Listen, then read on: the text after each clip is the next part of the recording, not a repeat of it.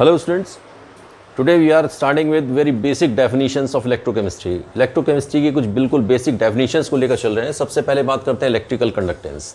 Electrical conductance means what? क्या मतलब electrical conductance? Electrical conductance means the phenomenon in which the electricity passes through a substance. मतलब किसी भी substance के through electricity पास होती है, that phenomenon is called electrical conductance. Suppose आप कहें कि एक इलेक्ट्रिक वायर है और इसके थ्रू आपका इलेक्ट्रिसिटी पास होती है. You connected through the electrical source and electricity reaches to the second point. दूसरी तरफ इलेक्ट्रिसिटी पहुंच जाती है, इसके थ्रू पास होती है, दैट इज इलेक्ट्रिकल कंडक्टेंस. अब जो इलेक्ट्रिकल कंडक्टेंस है that is of basically of two type. One you say metallic conductance and another is electrolytic conductance.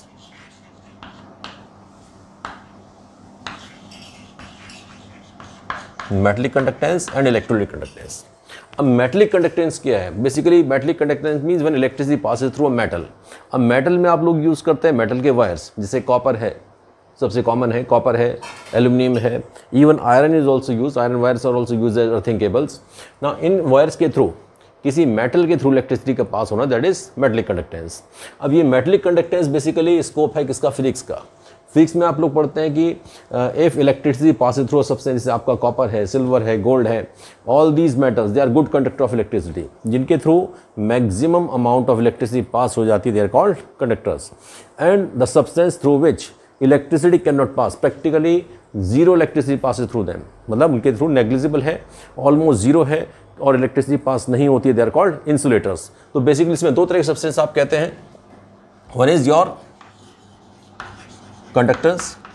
Conductors में जैसे आपके आयरन भी है, copper, silver, gold, aluminium, all these are conductors. Second category हम कहते हैं insulators. Conductors में आप कह रहे हैं इसको आयरन है, एल्यूमिनियम है, कॉपर है, सिल्वर है, गोल्ड है, all these are conductors. And insulators में आप कहें कि जैसे वुड है, प्लास्टिक है, वैक्स है, all these substance through which electricity does not pass. Electricity practically pass ही नहीं होती है, दे आर इंसुलेटर्स. और इसीलिए आपको जहाँ भी इलेक्ट्रिक केबल्स में आपको इलेक्ट्रिक सर्किट्स वगैरह हैं तो वहाँ पर आपको इंसुलेटर भी लगाने पड़ते हैं. सपोज आप किसी चीज़ को इलेक्ट्रिकल वायर को टच करना चाह रहे थे, then you have to wear the gloves made up of rubber और मेड अप ऑफ प्लास्टिक. अब इसमें रबर है, वुड है, all these are your insulators. एक तीसरी कैटेगरी आती है इनके बीच में, that is called semiconductor. And semiconductor is the scope of solid state. Solid state आपका सेकंड यूनिट है, उसमें आप कंप्लीट पढ़ते हैं N type and P type of semi conductors. उनकी कंप्लीट थ्योरीज पढ़ते हैं, डोपिंग पढ़ते हैं, कैसे कैसे सेमी कंडक्टर्स बनाए जाते हैं, कैसे सेमी कंडक्टर्स आपके यूज़ होते हैं आपके इलेक्ट्रॉनिक डिवाइसेस में, just like your computers and mobiles. अब इसमें फोर्थ कैटेगरी एक और आती है जिसको आप कहते हैं सुपर कंडक्टर्स. सुपर कंडक्टर्स में these are the substances through which 100% electricity passes, means almost 100% electricity pass हो जाए, वहाँ पर कोई इलेक्ट्रिकल वेस्टेज नहीं होता है. जैसे अगर आप बात करें iron, aluminium, copper, when electricity passes through them then some part of the electricity gets wasted. उसमें कुछ ना कुछ रेजिस्टेंस होता है, वो रेजिस्टेंस 100% इलेक्ट्रिसिटी को पास नहीं होने देता है. तो उसकी वजह से आपका यहाँ पर कंडक्टर्स की कंडक्टिविटी 100% नहीं होती है. Some part of electricity is wasted during transmission. जब आपका एक प्लेस से दूसरी जगह आपकी इलेक्ट्रिसिटी ट्रांसमिट होती है तो उसमें कुछ पार्ट आपका वेस्ट हो जाता है. Just like you can see कि आपके वायर्स में के थ्रू जब इलेक्ट्रिसिटी पास होती है तो अपने आप थोड़ी देर बाद हीट हो जाते हैं. हीट होने का पर्पस क्या है? Why it is heated? Heat होता ही इसलिए है क्योंकि जो मेटल है उसके थ्रू इलेक्ट्रिसिटी पास प्रॉपर नहीं होती है, वो उसको रेजिस्टेंस क्रिएट करता है और रेजिस्टेंस की वजह से हीट आती है. बेसिकली इन योर मेटल्स, इसको समझने के लिए थोड़ा सा आप इसका इलेक्ट्रॉन सी मॉडल देखें. In metal atoms are closely packed.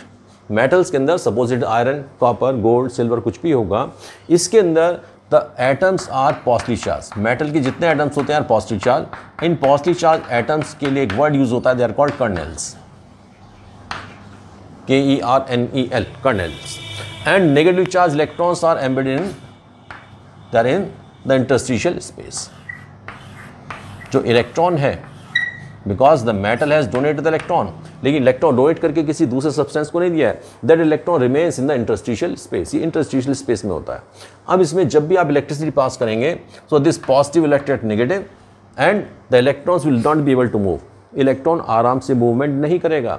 इसीलिए आपका क्या होगा कि इसमें इलेक्ट्रॉन जब मूव नहीं करेगा, it will be attracted by positive charge, तो यानी कि ये पॉजिटिव चार्ज इसको एक तरह का रेजिस्टेंस देगा, इलेक्ट्रिसिटी को फ्लो नहीं करने देगा, चार्ज को आगे ट्रांसफर नहीं होने देगा। चार्ज ट्रांसफर नहीं होगा तो इस वर्क के अगेंस्ट काम करने में some part of the electricity will be wasted and that will be convert into the heat, वही हीट में कन्वर्ट हो जाती है, यही आपका रेजिस्टेंस देता है।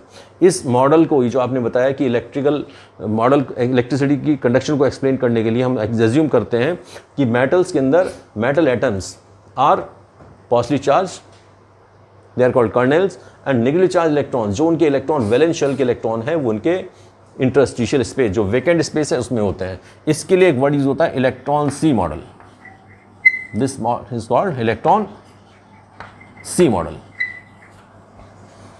दूसरी तरफ इलेक्ट्रिकल कंडक्शन को आप एक्सप्लेन करने के लिए एक बैंड थ्योरी भी यूज करते हैं, and that band theory you have to study in solid state. Complete band theory आपको सॉलिड स्टेट में पढ़ाई जाती है कि आपके इलेक्ट्रिकल कंडक्टर हो, इंसुलेटर हो, सेमी कंडक्टर्स हो, कैसे भी डिवाइसेस हैं, उसमें दो तरह के बैंड्स होते हैं, one is called valence band, other is called conduction band. और इलेक्ट्रिसिटी फ्लो करती है, उसके लिए वैलेंस बैंड और कंडक्शन बैंड के एनर्जी गैप्स डिसाइड करते हैं। That theory you have to study in solid state, यहाँ इसकी जरूरत नहीं है। Here we are concern with electrolytic conductance. अब ये तो कंडक्टेंस हो गया आपका मेटल्स का।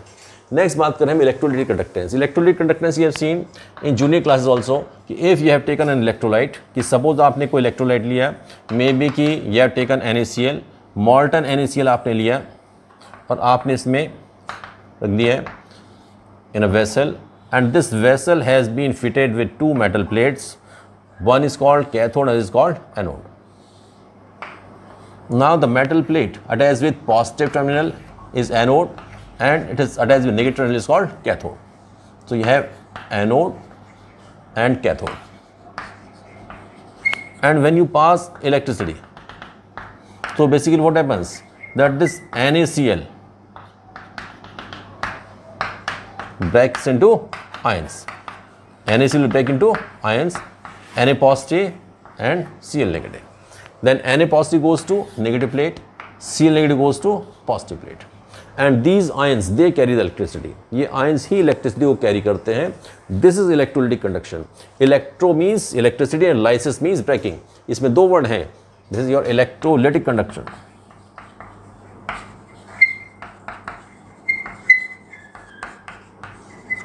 This thing you have seen in class 11th also. इसमें दो word हैं. Electro means you can say electricity, and lysis means breaking. So basically what happens कि when you pass electricity, then on passing electricity NaCl breaks to give Na positive and Cl negative. तो उसमें breaking हुआ, lysis means breaking हुआ, NaCl breaks into ions. So this process is called electrolysis. इस process को ही आप नाम देते हैं electrolysis. This phenomenon is called electrolysis. And when electricity passes through such substances, that is called electrolytic conductance. आप electrolytic conductance कहेंगे कब? जब ऐसे किसी केस में इलेक्ट्रिसिटी पास होगी थ्रू इलेक्ट्रोलाइट। अब इलेक्ट्रोलाइट के थ्रू इलेक्ट्रिसिटी पास करना है इलेक्ट्रोलाइटिक कंडक्टेंस। जब भी किसी इलेक्ट्रोलाइट में when you pass electricity through an electrolyte breaks into ions. These ions, cation and anion, they move towards oppositely charge plate. Positive वाला negative की तरफ, नेगेटिव वाला पॉजिटिव की तरफ। अपोजिटली चार्ज प्लेट पर जाएगा and they carry the charge, they carry the electricity. This called electrolytic conductance. अब electrolytic conductance में आपको यूज़ करना है इलेक्ट्रोलाइट। अब ये इलेक्ट्रोलाइट जो है basically they are of two type. इसको भी हम बात करते हैं कि electrolytes are of two type. One is strong electrolyte, another is weak electrolyte. Now strong electrolyte and weak electrolyte. Strong electrolyte is the electrolyte which is completely ionised. अब इसकी जब आप बात करेंगे, first you say strong electrolyte. Strong electrolyte is completely ionized. Completely ionized, just like you say NaCl, HCl, H2SO4, NaOH, KOH, all strong acid and strong bases. Strong acids, strong bases and their salts. Maybe KCl, HNO3, KNO3. So basically HCl, H2SO4, HNO3 strong acids हैं. NaOH they are strong bases. इनके salt जैसे NaCl is made up of NaOH and HCl. KCl is made up of KOH and HCl. So these are strong electrolyte. Strong electrolyte का मतलब क्या है कि they are completely ionized. Completely ionized means suppose here you have taken 100 moles of NaCl. On passing electricity, all 100 will change into ions. यानी इसके बाद NaCl नहीं बचेगा इसमें. There will be no NaCl. There will be 100% Na positive, 100% Cl negative. ये strong electrolyte है. They are completely ionized जो easily break हो जाएगा into ions. जो बिल्कुल easily break होगा that is strong electrolyte. Second is weak electrolyte.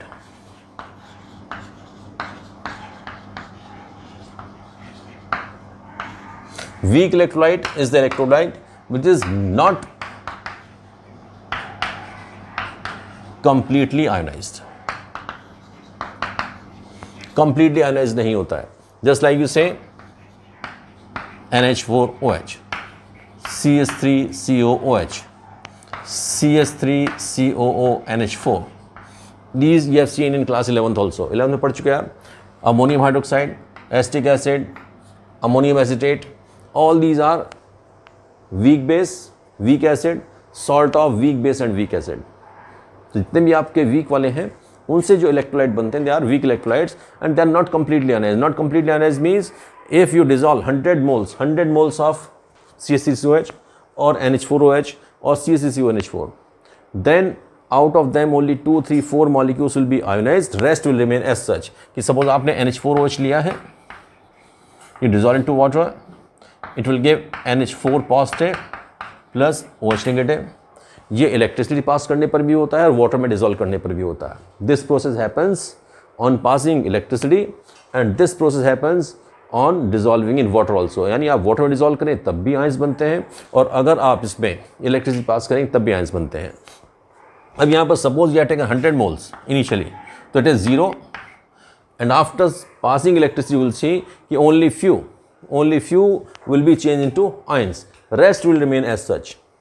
Means 100 में से 2, 3 और 4 molecules will be converted to ions. Rest will remain as such. NH4OH रहेगा, वो completely ionized नहीं होगा. These are weak electrolytes. और जब weak electrolyte है तो number of ions produced is less. That's why their conductance will also be less. इनकी conductance भी कम होगी. Weak electrolytes की conductance भी कम होगी. इसी के लिए आपने क्लास 11th में एक Arrhenius theory पढ़ते हैं.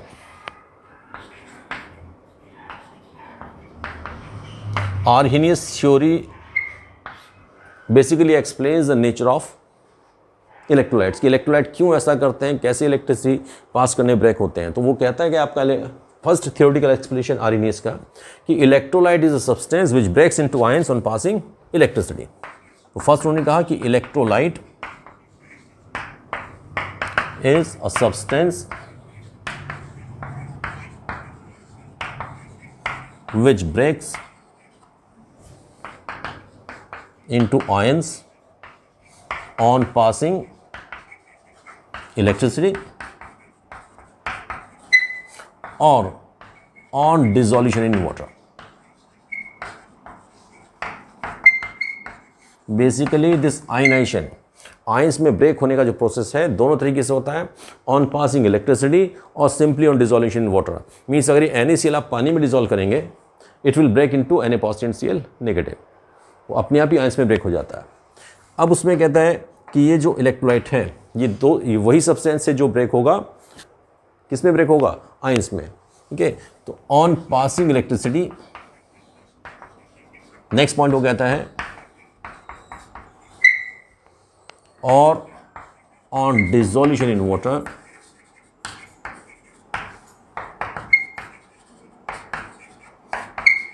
The electrolyte breaks into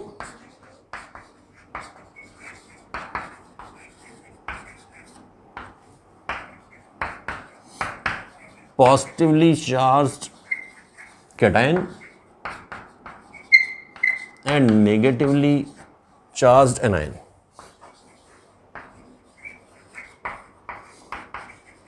means दो तरह का आयन बनेगा, cation Na positive, NaCl negative. Cation is positive charge, it will go to cathode. Anion negative charge will go to anode. Anode positive है, negative वाला positive पर जाएगा. So this is anion, positive वाला cation है, cation will go to cathode, cathode is negative, cation is positive. Then it says the charge on an ion means any ion that may be cation और anion, उस पर जो charge है that charge is equal to its valency. That is equal to its valency. जितना valency है उसके equal होगा.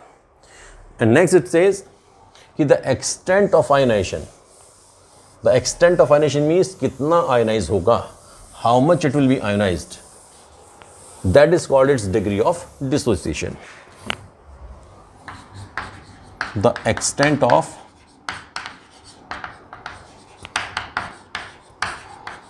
ionization is expressed in terms of degree of dissociation, and it is represented by alpha. इसको represent करते हैं alpha से, given by it is a number of ionised molecules upon total number on the number of, और directly you can say alpha is equal to number of ionised molecules upon total number of molecules.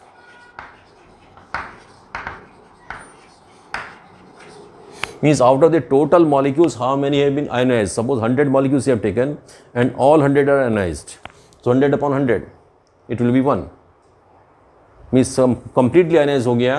उस case में if alpha is 1, then electrolyte is strong. Then this electrolyte will be called strong. If it is completely ionized. And alpha is 1 means complete ionization है. Complete ionization means जितने भी molecule आपने लिए, the total molecules will be converted into ions.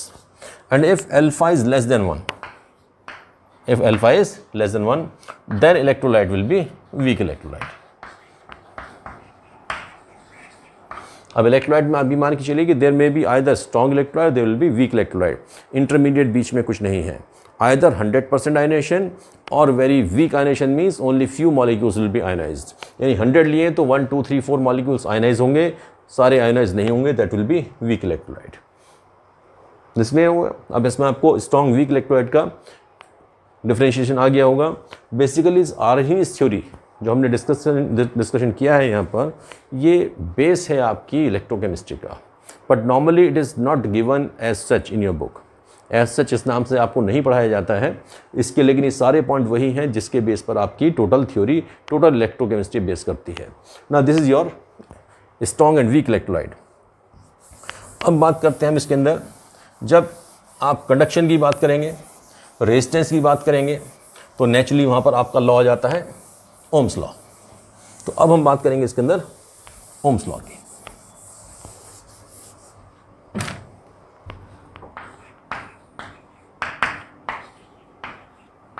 And Ohm's law says that the current flowing through a conductor is directly proportional to the potential difference. I is the current and V is the potential difference. Means जितना ज़्यादा आपका potential difference होगा, जितना ज़्यादा voltage होगा, उतनी ज़्यादा electricity carry होगी.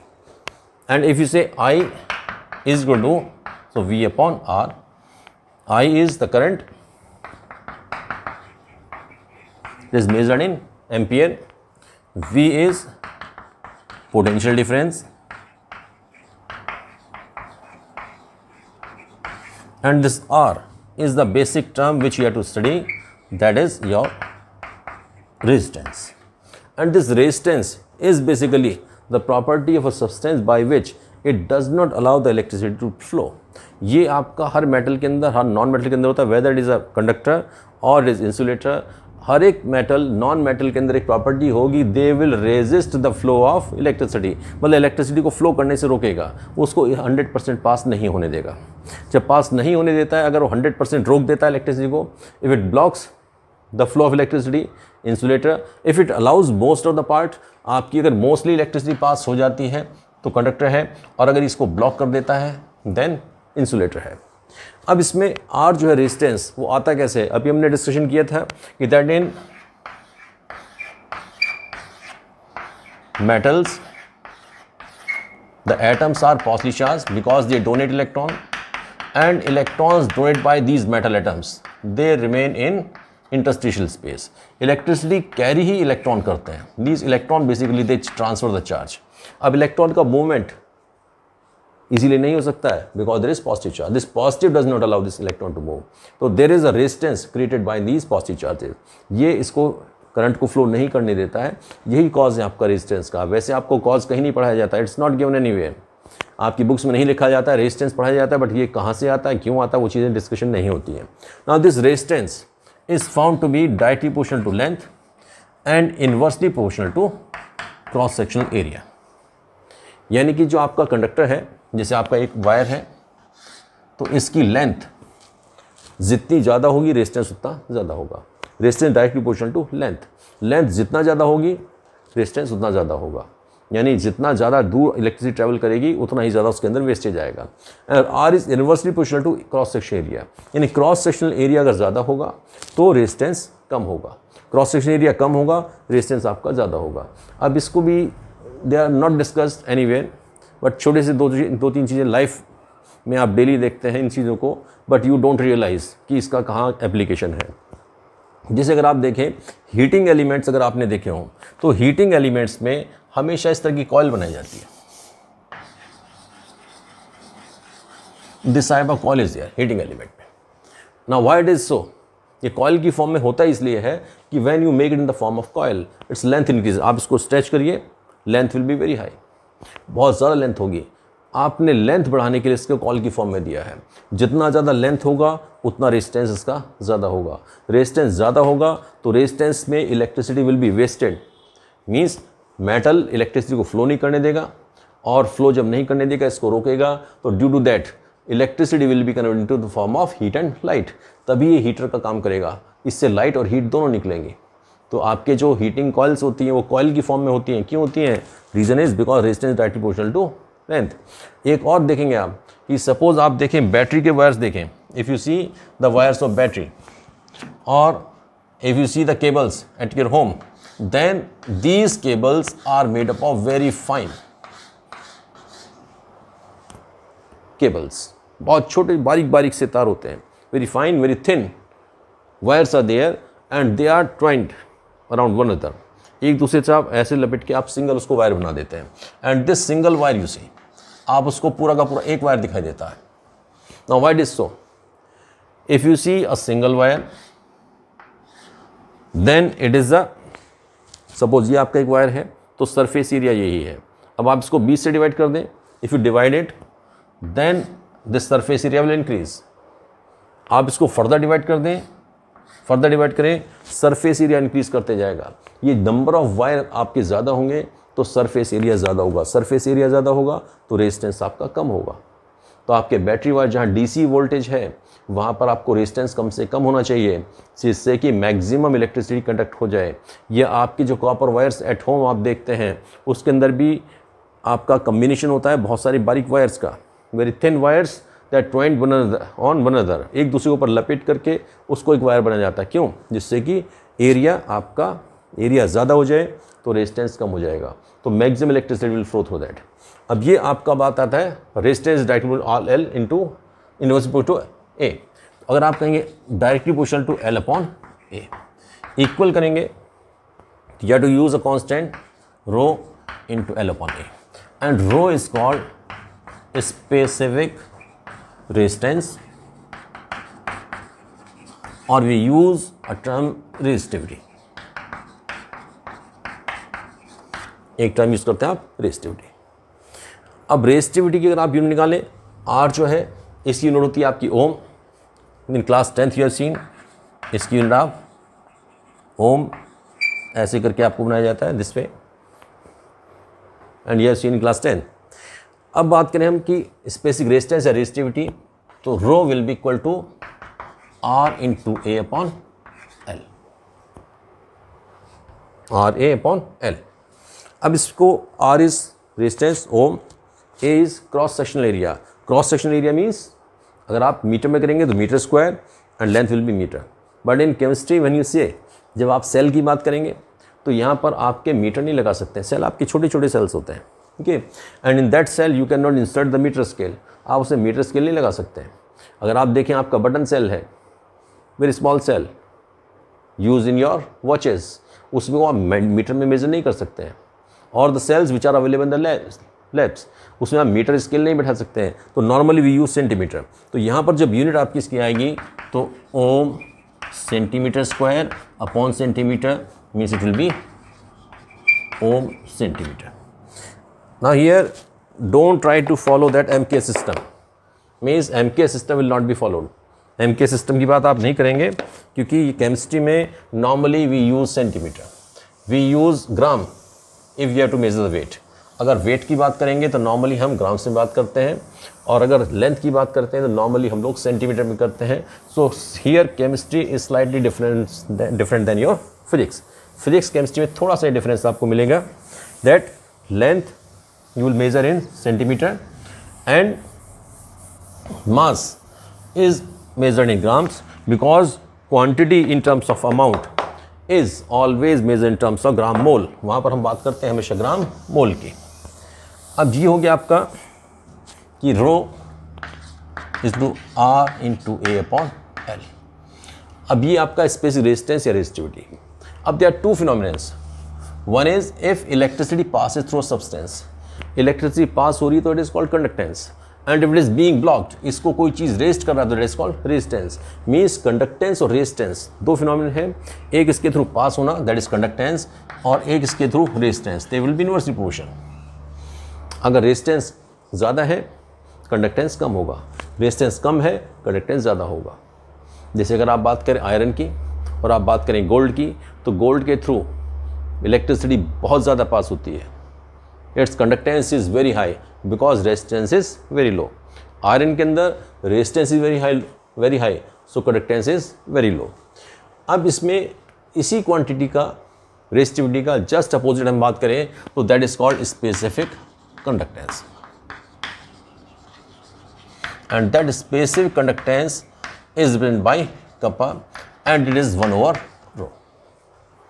स्पेसिफिक रेजिस्टेंस का इनवर्स इज स्पेसिफिक कंडक्टेंस। अब 1/ρ कहेंगे तो रो क्या है आपका RA/L, means it will B L/RA, और यू कैन से 1/R इंटू L/A। अब जो 1/R है this quantity inverse of resistance will be conductance into L/A। Now this C is conductance, L is length and A is cross sectional area. In any cell, किसी भी cell के अंदर if you have the electrodes, then इनके बीच का distance, इनका length and cross sectional area, cross sectional area means जब आप length और एरिया दोनों मिला लेंगे it means you are considering the total volume.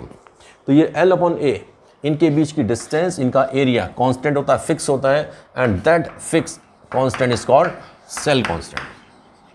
ये हर एक सेल की एक फिक्स डायमेंशन होती है तो उसमें लेंथ और एरिया फिक्स होता है, and that constant is called cell constant.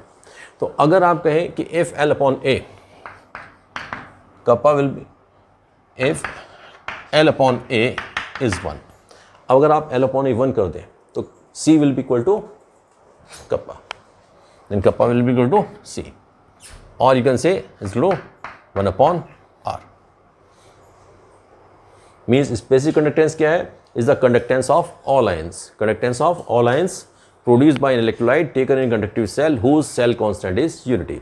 यानी कि आप इसको जो specific conductance है इसको if you want to define specific conductance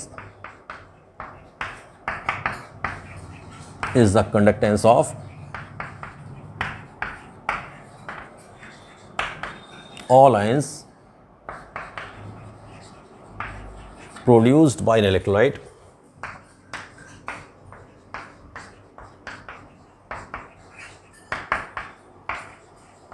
taken in a conductivity cell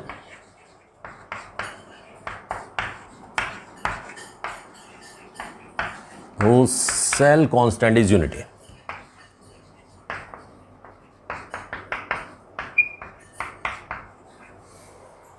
means specific conductance equal हो जाता है किसके, कंडक्टेंस के, कब, when L upon A is 1.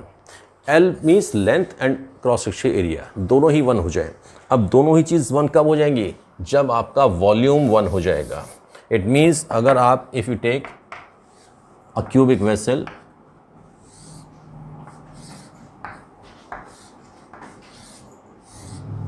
and in this cubic vessel length, breadth and height all are 1. This is 1 centimeter, this is suppose 1 centimeter and this is suppose 1 centimeter, all are 1 centimeter.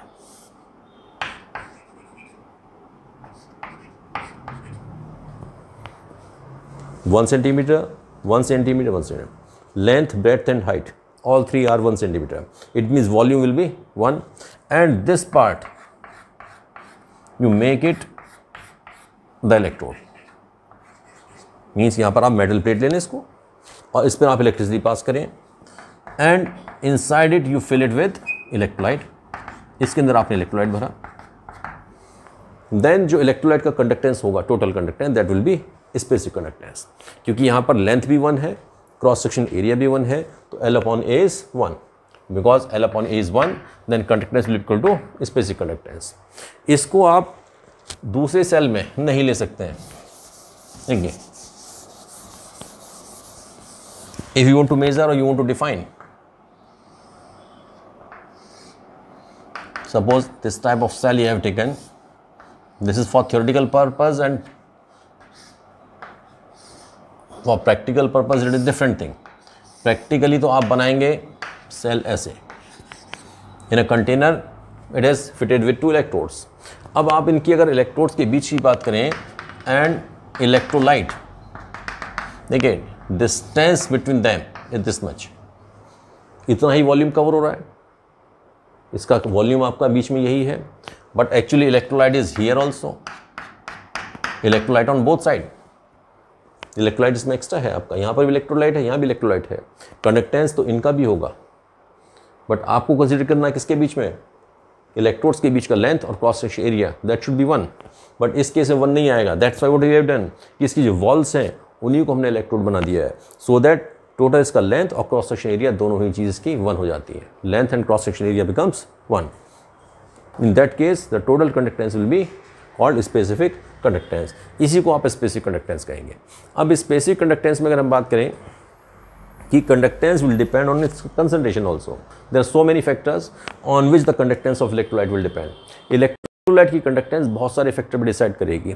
जैसे कि if you सी कि electrolyte is strong तो conductance ज़्यादा होगी, electrolyte is weak तो conductance कम होगी. Strong electrolyte 100% ionise होता है तो कंडक्टेंस ज़्यादा होगी, अगर इलेक्ट्रोलाइट वीक है तो कंडक्टेंस कम होगी. सिमिलरली इनका इलेक्ट्रोलाइट का इंट्रैक्शन किसके साथ, वाटर के साथ या सॉल्वेंट के साथ कैसा है कि NaCl प्लस H2O. अब ये दोनों मिलकर जब काम करेंगे व्हेन यू आर डिजॉल्व, तो इसमें आयनाइजेशन के ऊपर इफेक्ट आएगा वाटर का, कि if water can ionise it NaCl, NaCl को आयनाइज करता है ज़्यादा तो ज़्यादा आयंस प्रोड्यूस होंगे, कम करता है तो कम प्रोड्यूस होंगे. तो यानी कि यहाँ पर काफ़ी सारे फैक्टर्स हैं जो उसको डिसाइड करते हैं. और उसमें सबसे बड़ा फैक्टर जो है, सबसे बड़ा फैक्टर है कंसंट्रेशन. कंसंट्रेशन का इफेक्ट आप अगर ध्यान करें तो you have seen in equilibrium there is a law, Ostwald dilution law. एक लॉ वहाँ पर आता है, that's it's called Ostwald dilution law.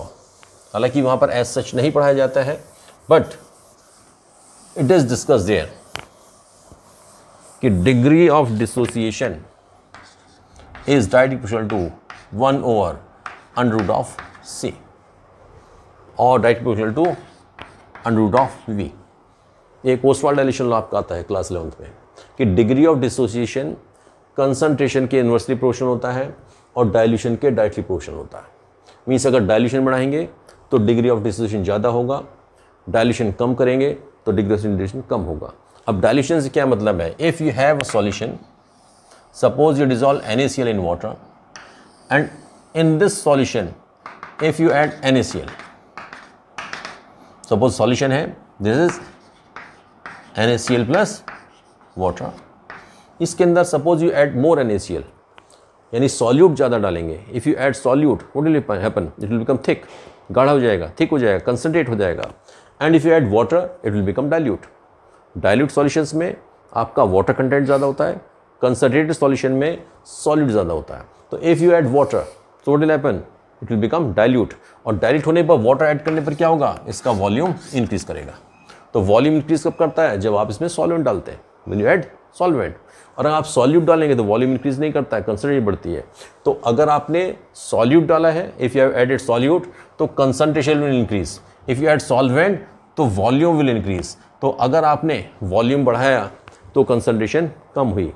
Volume बढ़ाया मीन्स डाइल्यूशन बढ़ाया, वॉल्यूम इंक्रीज किया, वाटर ऐड किया तो डाइल्यूट हो गया। डाइल्यूट हो गया मीन्स डाइल्यूशन आपने बढ़ाया है, डाइल्यूशन बढ़ाया मीन्स कंसंट्रेशन आपने कम की है। तो दोनों अपोजिट टर्म्स है, that inverse. So this law is basically Ostwald dilution law. This is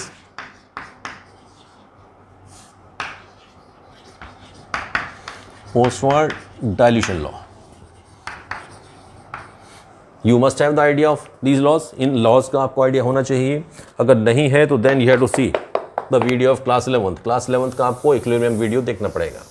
Then अब इसमें बात करें कि कंसंट्रेशन का भी इफेक्ट है किस पर? आपकी कंडक्टेंस पर। इफ़ कंसंट्रेशन इज मोर, अगर कंसंट्रेशन ज़्यादा होगा तो डिग्री ऑफ डिसोसिएशन कम होगा। डिग्री ऑफ डिसोसिएशन कम होगा मीन्स आयनाइजेशन कम होगा, you will have less number of ions. अगर आप इसका डाइल्यूशन ज़्यादा होगा मीन्स वाटर पार्ट बढ़ाएंगे तो number of ions will be more. Number of ions will be more means conductance will be more. तो यहाँ पर आपका जो कंडक्टेंस है that is related with your concentration. और कंसंट्रेशन के लिए आप इसमें सबसे कॉमन जो पढ़ते हैं दैट इज़ योर मोलरिटी। तो अब मोलरिटी के हिसाब से आप इसको एक नई क्वांटिटी पढ़ते हैं, molar conductance. And molar conductance क्या है? Is the conductance of all ions produced by electrolyte taken in conductive cell who cell constant is unity. This much is same for specific conductance. अब condition लग जाती है कि provided 1 gram mole of electrolyte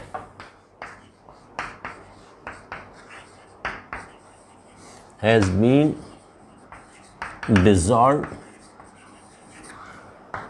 in 1 liter of solution, means solution total is 1 liter and 1 gram mole has been dissolved. It means molarity will be 1. Molarity आप कहते हैं क्या है? What is number of gram moles dissolved in 1 liter of solution. यहाँ हम लेते हैं volume of solution in liter. That is in case of molarity. Solution पढ़ते हैं आप। तो अगर इस सॉल्यूशन की मोलरिटी 1 है, मोलरिटी की कंडीशन आपने लगा दिया, अगर मोलरिटी कंडीशन नहीं लगाया आपने तो कंडक्टेंस इज स्पेसिफिक कंडक्टेंस, और मोलरिटी आपका 1 हो गया तो then it will be called molar conductance. और इसको आप लिखते हैं लैम्डा m इज टू का स्पेसिफिक कंडक्टेंस अपॉन m, यानी मोलरिटी। स्पेसिफिक कंडक्टेंस ही आपकी मोलर कंडक्टेंस हो जाएगी when molarity is 1। Molarity 1 means 1 gram mole has been dissolved. अब मोलरिटी 1 है आपका, मोलरिटी में जब आप वॉल्यूम लेते हैं तो you have to convert into litre, तो देन यू 1000 से डिवाइड करते हैं। तो एक्चुअली फॉर्मूला आप इस फॉर्म में मिलेगा kappa into 1000 upon m, and this 1000 is basically conversion factor for volume. Volume के लिए कन्वर्जन फैक्टर है, अदरवाइज कोई डिफरेंस नहीं है। तो मोलरिटी आप इसको यूज़ करके you can do numericals. Molarity आप निकाल सकते हैं from this formula as you have seen in case of solution. अब इसमें अंदर एक और चीज़ आती है, एक और कंडक्टेंस आपके यहाँ डिफाइन किया गया है, although it has not been discuss, and that is your equivalent conductance. That is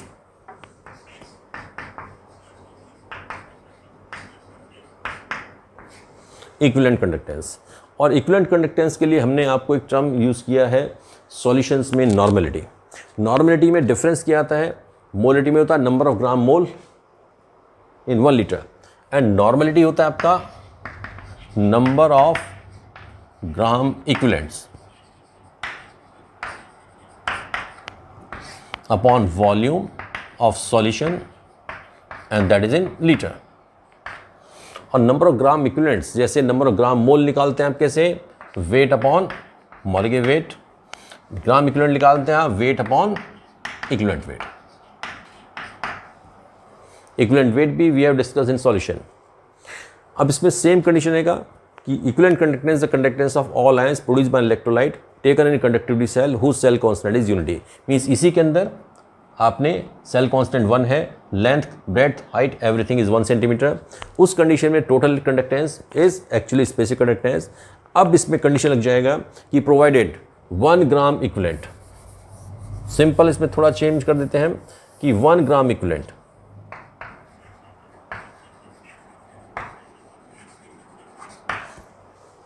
of electrolyte has been dissolved in 1 litre of solution.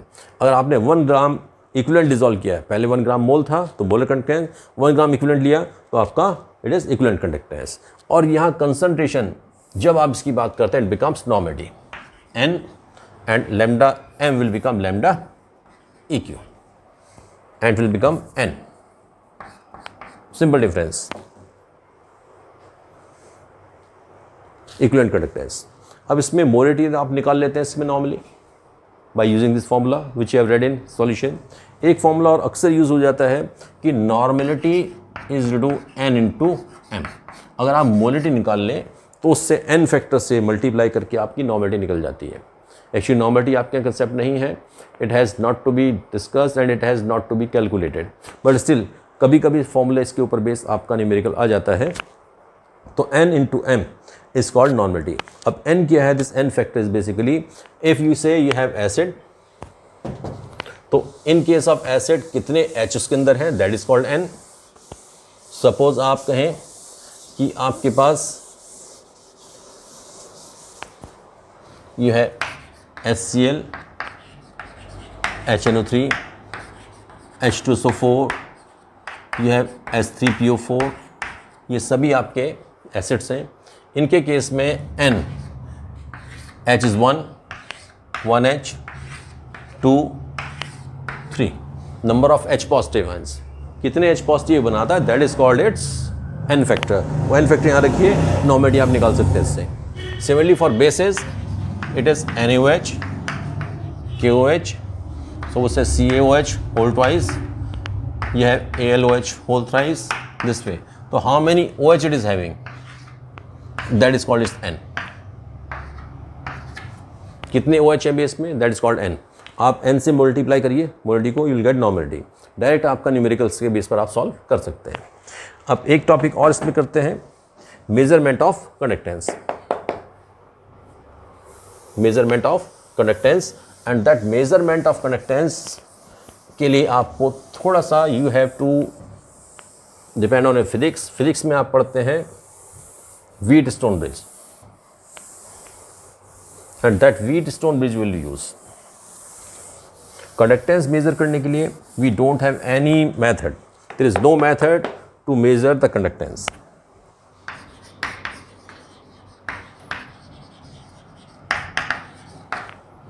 Measurement of specific conductance और इसे मोलर कंडक्टेंस और any conductance किसी को भी आप निकालना चाहें तो उसके लिए कोई डायरेक्ट मेथड हमारे पास नहीं है। We don't have any method. What we can do, we can measure the resistance, और रेजिस्टेंस मेजर करने के लिए we have Wheatstone bridge. This Wheatstone bridge you study in physics.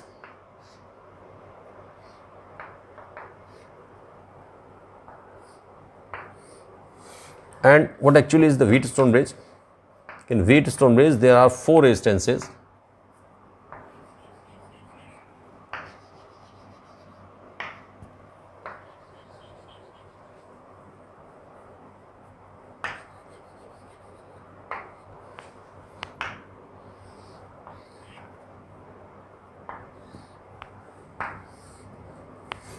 P, Q, R and S.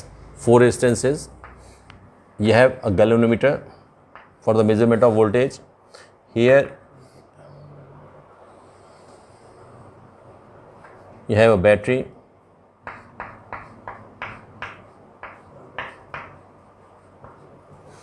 On passing electricity, this is called Wheatstone bridge.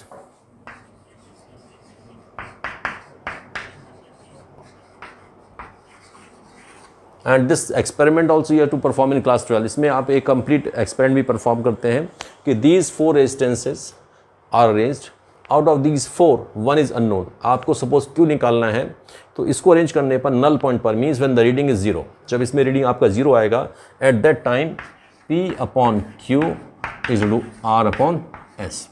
इसमें 3 resistances हमारे known होते हैं, हम अपने आप लगाते हैं।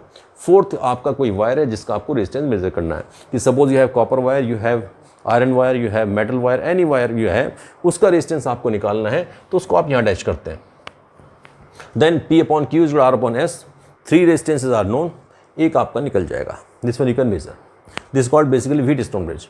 अब इस व्हीटस्टोन ब्रिज को ही हम यूज़ करते हैं for the measurement of your specific conductance और मोलर कंडक्टेंस। अब आपको suppose you want to calculate the molar conductance of an electrolyte. अब इलेक्ट्रोलाइट का मोलर कंडक्टेंस निकालना है या स्पेसिफिक कंडक्टेंस निकालना है, तो उसके लिए हम क्या करेंगे, we will take that electrolyte in the conductivity cell. Conductivity cell के अंदर लिया हमने, this is the conductivity cell, it is fitted with platinum wire and platinum electrodes.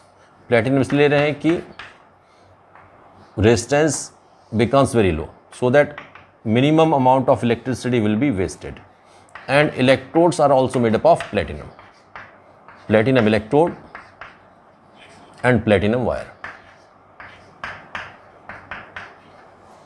Now what you have to do, this Wheatstone bridge, these 3 resistances are known, this 4th one, इसकी जगह पर simple what you have to do, you attach it with the conductivity cell, and the electrolyte whose conductance you have to measure is filled in this conductivity cell। ये आपका conductivity cell है,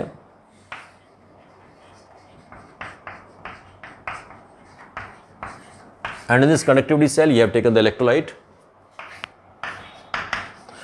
and you have to measure the resistance of this electrolyte। इसी को major करना है। You attach it with Wheatstone bridge and when it is null point, that time P upon Q, this one resistance is R upon S। इससे आपको इसका resistance निकल जाएगा। Slide difference क्या होता है इसमें कि here in place of the battery for electrolyte we use DC source, we use DC source। DC source इसलिए यूज करते हैं कि if you have battery then it will be completely ionized, एक ही बार में complete ionized हो जाएगा and measurement becomes difficult। and in case of DC आप पढ़ते हैं कि AC and DC sources में, not DC source, it's AC, battery he DC है, यहाँ पर AC आप AC source लगाते हैं। आप जब आपने बैटरी लगाया था, when you use battery, that was basically DC source। DC जो करंट है that is direct current, और उसमें वेव आपकी ऐसे चलती है, और AC सोर्स में आपने वेव आपका ऐसे, means positive negative. This wave structure you might have read, अगर नहीं पढ़ा है तो you will study in physics. AC source means जो आपकी इलेक्ट्रिसिटी आपके घर पे आती है, उसमें जो इलेक्ट्रिकल वेव्स होती हैं वो पॉजिटिव नेगेटिव ऐसे चलता है। It means sometime there is electric supply, sometime electric supply is not there, और ये आपका बहुत फास्ट ब्लिंक करता है, but your eye can not detect, क्योंकि हमारी आई की लिमिट नहीं है इस फास्ट साइकिल को नोट कर पाने की। इसलिए आपकी जो ट्यूब है, LED है, actually in 1 second it's blink so many times, इतना ज़्यादा फास्ट ब्लैक करता है कि आप बीच का जो डार्कनेस है उसको नोटिस नहीं कर पाते, because your eyes has certain limitations. अब इसमें आपको क्या करना है कि P upon Q R upon S 4 resistances हैं। P आपको मालूम है, R मालूम है, S है, ये आप अपने अटैच करते हैं, you have to attach them, and this one can be measured because it is unknown आप इसमें निकाल सकते हैं। सो रेजिस्टेंस जब आपका निकल जाएगा तो inverse of resistance is conductance, and specific conductance is 1 over R into L upon A। तो इससे आप क्या निकाल सकते हैं, specific conductance, and once you calculate specific conductance then you can calculate molar conductance, kappa into 1000 upon m। when you have calculated specific conductance, देखिए इससे तो आप मेजर करेंगे resistance, from this resistance you can calculate specific conductance, specific conductance से आप calculate कर सकते हैं मोलर कंडक्टेंस, और मोलर कंडक्टेंस से आप कैलकुलेट कर सकते हैं equivalent conductance. This formula you have seen. तो बेसिकली यही एक्सपेरिमेंट आप यूज करके मोलर कंडक्टेंस, इक्विवेलेंट कंडक्टेंस ये आप कैलकुलेट कर सकते हैं। This setup has to be use. इसी सेटअप को यूज़ करने के बाद तो आई होप कि ये सारी चीज़ें आपको क्लियर हो गई होंगी। You try to revise them, इनको रिवाइज करिए, try to understand them and study through your NCERT और रिफ्रेशर्स जो भी आपके पास अवेलेबल हैं उनको पढ़ें, डिटेल में पढ़ें, and try to check the facts which are given in different books. उनको कंपेयर करिए, कंपेयर करने के बाद पढ़िए कि इसमें डिफरेंसेस हैं तो क्यों हैं, because you will find certain differences in the books.